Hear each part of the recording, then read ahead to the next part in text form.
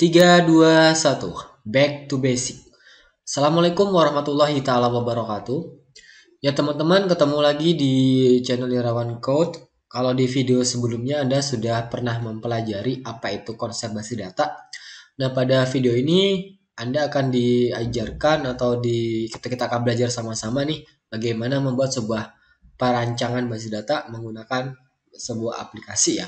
Nah, aplikasi ini yang digunakan adalah aplikasi DB Diagram, yaitu berbasis online ya. Jadi Anda tidak perlu susah-susah melakukan instalasi aplikasi ini, aplikasi itu, tapi kita akan menggunakan yang berbasis online. Kenapa demikian? Karena agar Anda mudah ketika mengaksesnya ya. Jadi Anda hanya perlu kuota internet, Anda sudah bisa membuatnya. Nah, bagaimana caranya? Tonton video ini sampai selesai. 3, 2, 1. Back to basic.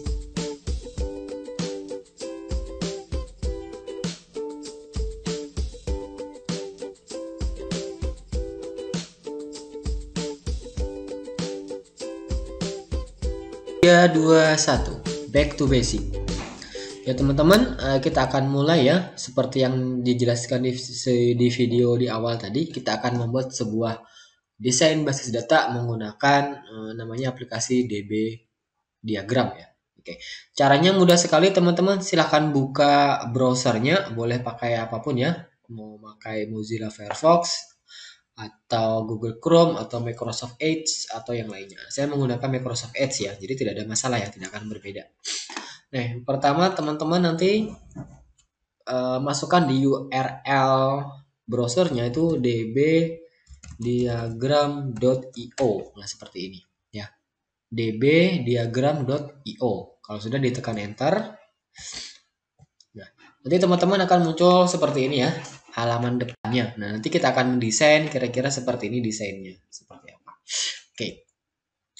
Nah, teman-teman kemudian silahkan Anda klik create your diagram. Nah, kalau sudah seperti ini belum Anda belum bisa nanti melakukan saving data ya. Jadi kita harus melakukan sign in dulu sih sebenarnya ya. Kita harus melakukan save dulu supaya nanti datanya bisa kita ekspor ya. Nah, pertama teman-teman klik tombol sign in yang terletak di pojok sini ya, pojok kanan atas ya. Sign in aja. Di sini pilihannya yang dua, bisa menggunakan Google atau menggunakan namanya GitHub. Nah, kalau teman-teman punya aplikasi atau akun GitHub boleh, atau yang tidak punya silakan pakai akun Google aja. Kita pakai yang Google aja ya. Di sini. Nah, pilih atau nanti Anda disuruh memasukkan akun email Anda, itu silakan dimasukkan saja. Ini saya masukkan. Ditunggu prosesnya sampai selesai. Nah, ini nanti Anda disuruh memilih nih. Anda itu mendeskripsikan Anda sebagai apa? Apa sebagai founder atau CEO, teach leader atau teknologi lead atau CTO, Chief Technology Officer, ada developer, product, data consultant dan sebagainya. Ini Anda pilih aja salah satu. Kalau mau pakai student juga boleh pakai student ya. Oke, silakan pilih. Misalnya kalau saya pilih ini aja ya. Nah, ini data analis. Anda boleh yang lainnya, itu tidak jadi masalah. Di submit kalau sudah, klik tombol submitnya. Nah, kemudian kalau sudah nanti di sini pasti ada muncul ikonnya. Nah, sini ya, ini ada ikon Anda, nanti ada akun email Anda, ada tombol sign out. Oke. Nah, teman-teman, yang di halaman depan Anda di sini ada users, country, kemudian order item, order dan sebagainya adalah salah satu contoh desain dari sebuah database ya. Ini ada table user, table country, table order item, table order, table product, terus table merchant period, nah dan sebagainya. Nanti akan kita buat yang seperti itu ya teman-teman ya. Oke, singkatnya teman-teman, nanti agar mudahnya teman-teman bisa mengcopy yang di sini. Nah, untuk contoh struktur pembuatan tabelnya, atau bisa juga nanti secara manual ya. Tapi untuk jaga-jaga supaya teman-teman agak mudah, ini kalian copy saja dulu. Contoh ya. Nah, ini copy sampai di sini. Nah, ini ya. Ini Anda blok. Terus Anda copy ya. Oke. Nah, kalau sudah teman-teman di sini di tombol ini kalian klik ada tanda panah ya. Klik new diagram. Di sini akan layarnya kosong ya, jadi kita akan membuat sebuah tabel-tabel ya. Nah teman-teman, rencana kita akan membuat sebuah tabel apa ya, data mahasiswa saja ya. Jadi nanti ada data mahasiswa, dia bisa tahu dia misalnya asalnya dari mana, dari kota apa, kayak gitu ya. Kemudian atau dia mahasiswa itu berdasarkan dari prodi apa, itu yang simpel seperti itu. Nah, untuk membuatnya tadi contohnya tinggal di paste aja, ya. Jadi table ini akan membuat table maksudnya, terus country ini adalah nama tabelnya. Sini kita ganti ya sini ya. Kita ganti pakai mahasiswa. Mahasiswa. Nah, berubah ya mahasiswa. Mahasiswa ini kita pakai apa namanya, kode. Ini misalnya kita pakai ID saja. ID ini berbeda dengan NIM ya. ID ini hanya untuk nanti untuk berisi tentang urutan-urutan. Nah, ini kalau PK adalah primary key. Nah, mungkin Anda sudah pernah tahu apa itu primary key. Ini kita pasang dulu NIM, kita ganti NIM ya. NIM terus kita pakai nama. Nah, udah kayak gitu ya. Ada NIM, ada nama. Kemudian apa lagi? Misalnya tempat lahir. Tempat lahir anunya varchar dipilih. Nah, kemudian apa lagi? Tanggal lahir. Tanggal lahir ya dikasih spasi. Kemudian tipenya pasti teman-teman sudah tahu apa itu date ya, dipilih date aja. Nah, teman-teman ketika memilih ini untuk mengeksekusinya bisa langsung ditekan enter ya, atau diklik ya, itu sama aja ya, klik atau di enter. Nah, ini saya contohkan diklik gitu. Kemudian ada alamat ya, alamat ini coba tipenya kita pakai teks. Kemudian nomor telepon atau handphone gini aja, pakai varchar aja ya, varchar. Ini saya tekan enter. Terus kemudian misalnya dia prodi ya, jadi prodinya apa kayak gitu ya,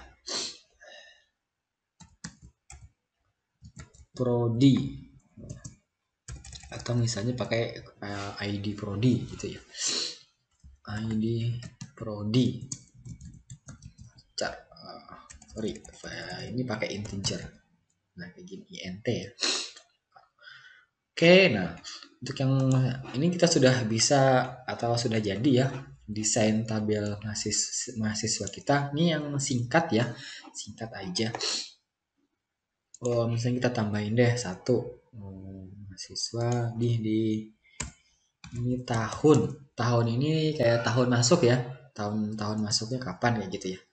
Ini kita pakai year di sini. Nah, year ada. Oke.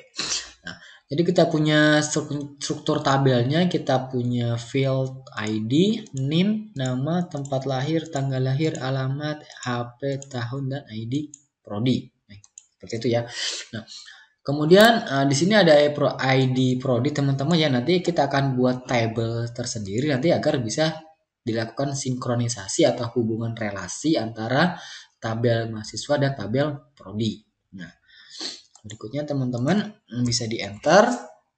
Kita buat ya tabel. Nah, terus ini namanya tabel prodi. Nah, seperti itu.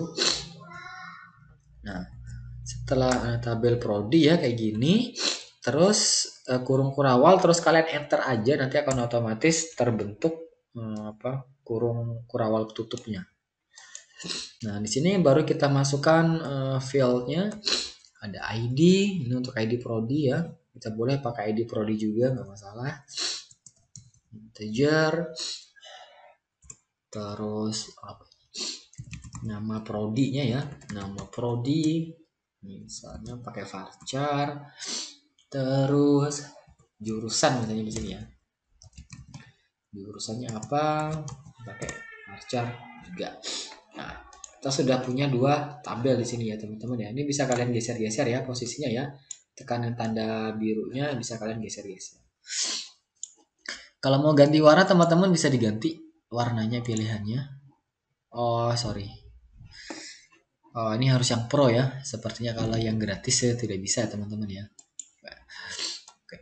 Nah, nanti teman-teman kita akan membuat sebuah relasi yang menghubungkan antara tabel mahasiswa dan tabel prodi. Nah, mungkin teman-teman, oh ya, sorry, ini ada yang ketinggalan. Di tabel prodi, kalau tadi ini kita sudah buat primary key-nya, di sini juga kita buat primary key-nya. Primary key-nya diawali dengan tanda kurung siku namanya ya. Ini kalian bisa tekan shift terus tombol di sebelah P itu. Atau sorry, tidak dengan shift ya. Tombol di kanan di sebelah P itu nanti kalian tekan. Terus dimasukkan PK kayak gitu ya, atau primary key. Nah, teman-teman nanti caranya agar ini tersinkronisasi adalah data prodi ini akan dimasukkan ke dalam data mahasiswa ya. Nah, kenapa dimasukkan? Karena dengan memasukkan data prodi ini nanti akan bisa tahu oh si mahasiswa ini adalah ID prodinya apa. Seperti itu. Nah, caranya di bagian ID prodi ini bisa Anda tarik ya, ditekan sorry di sini ya. ID prodi ini nah digeser kayak gini ya. Digeser kayak gini ya. Nah, di ID prodi ini diklik terus ditahan. Klik ditahan terus digeser sampai ketemu di ID prodi juga sama. Nah, terus dilepas. Nah, nanti di sini akan muncul relasi ya di sini. Nah, di sini akan muncul nih teman-teman.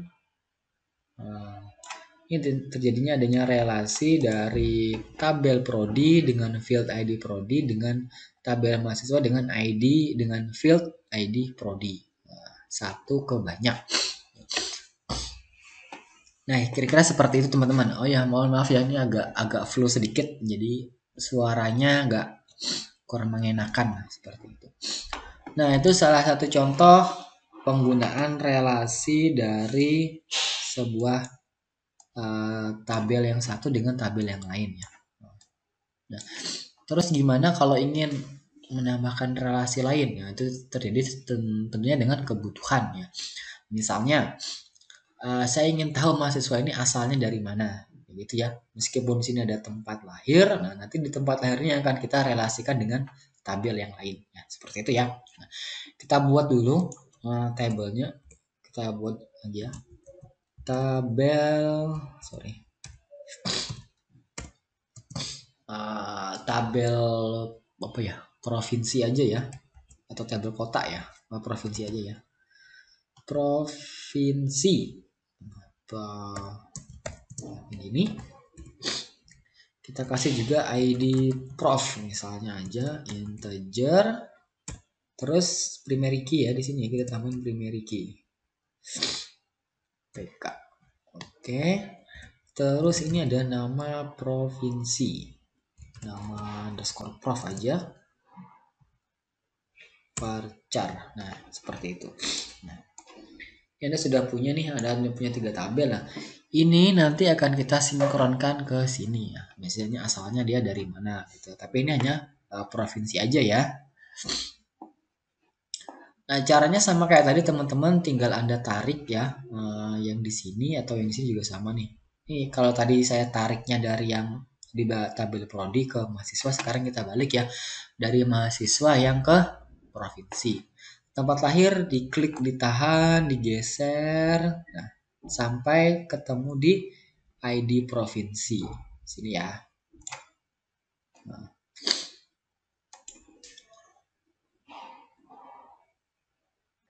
Nah, teman-temannya kayak gini ya. Nah, nanti ini akan memiliki sebuah relasi. Nah, cuman teman-teman kalau dari sisi strukturnya itu kalau menggeser dari sini ke sini itu agak kurang tepat ya. Yang tepat itu dari provinsi ke mahasiswa ya gitu. Nah, hapusnya di sini aja teman-teman.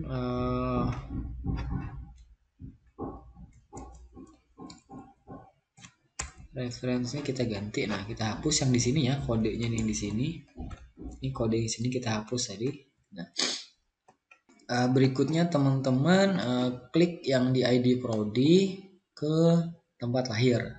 Nah, kira-kira gini. Nah, ini sudah jadi teman-teman. Kita sudah berhasil membuat 3 buah apa namanya table ya yang memiliki relasi dari yang lainnya. Nah, ini relasinya artinya satu ke banyak. Artinya adalah satu ID prodi bisa dimiliki oleh banyak mahasiswa, karena mahasiswa itu kemungkinan besar banyak yang berada di provisi itu ya. Sama kayak tadi ini. Satu ID prodi bisa dimiliki oleh banyak mahasiswa. Artinya karena satu prodi itu mahasiswanya banyak, nggak cuma satu ya. Nah, itu artinya relasinya yang ini. Nah, kalau Klesora itu ada satu dan bintang ya. Bintang itu artinya banyak. Artinya satu provinsi itu bisa dimiliki oleh banyak mahasiswa karena mahasiswanya yang banyak berasal dari provinsi itu. Nah, kira-kira kayak gitu teman-teman ya. Misalnya teman-teman ingin menambahkan nama kotanya, itu bisa lagi juga ditambahkan di bagian tabel provinsinya ya. Nama kota Varcar ada 3. Nah, kira-kira kayak gitu teman-teman ya. Nah, nanti mengenai implementasi di DBMS bisa kalian dari desain yang sudah Anda buat ini bisa kalian terapkan di Microsoft Access-nya ya. Kemudian Anda bisa isi datanya, kemudian dan seterusnya ya. Nah, dari sini teman-teman bisa kita ekspor atau ini ke dalam bentuk beberapa hasil ekspor ya. Ada yang PDF, ada yang SQL, ada server, ada PNG. Nah, teman-teman ekspor ke PDF aja. Nah, contoh yang ini ya. Ekspor ke PDF aja untuk hasil pertama kita ya. Oh iya, ini masih untitled, tadi lupa dikasih namanya. Nah, namanya bisa teman-teman buat klik di sini ya namanya. Namanya di sini. Misalnya kita buat aja db underscore nama kalian. Nah, ini. Nah, supaya ini nanti terekam di akun Anda, silakan di save aja. Tekan tombol save-nya ya. Oke.